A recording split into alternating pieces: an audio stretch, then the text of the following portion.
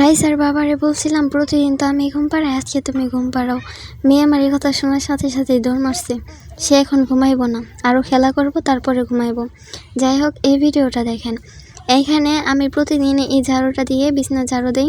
তো ও প্রতিদিন এই ঝাড়ুটা নেওয়ার চেষ্টা করে, কিন্তু আর আমি দিই না। তো আজকে ওই হাতের কাছে পাইছে, মানে আমি রাখছিলাম এক সাইডে, ওই নিচে দেখেন ওই ঝাড়ু দিতে পারতেছে না, কিন্তু ওই চেষ্টা করতেছে। যাই হোক, এই ভিডিওটা দেখেন। এখানে ওর বাবার সাথে মজা করতেছে। প্রতিদিন সকালে ঘুম থেকে উঠে সবার আগে ওর কাজ হলো ওর বাবাকে ঘুম থেকে ওঠানো।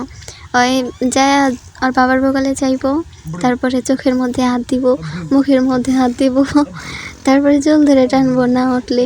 কিন্তু আমার সাথে এরকম করে না কখনোই, আর বাবার সাথে এমন করে। মেয়েরা নাকি বাবার পাগল একটু বেশি হয়। তারপর এই ভিডিওটা এখানে যে এই কার্টুনটার মধ্যে কী আছে আমি জানি না। এই কার্টুনটা ওরে আমি ফার্স্ট যখন চালাই দিয়েছিলাম, ওই তখন থেকেই মানে এটা দেখার সাথে সাথে মনে করেন প্রথমে যে ইটা আসে, যে প্রথমে এই ভিডিওটুক, এটা দেখলে ওরা হাসবেই, মানে ওরা হাসতে হবেই।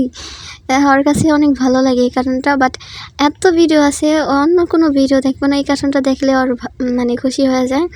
আর দাদি ওর কাছ থেকে নিয়ে গেছে মোবাইলটা, এটা দেখে কান্না করে দিছে। আমি এখানে ওই সাউন্ডটা দিই নাই, কারণ কপিরাইট চলে আসতে পারে এই মিউজিকটার কারণে। হ্যাঁ, আবার কান্না করছিল তখন অনেক, মোবাইল নিয়ে যাওয়ার পরে। আবার দেখো দিয়ে দিছে, এখন ওই দিকেই তাকিয়ে আছে।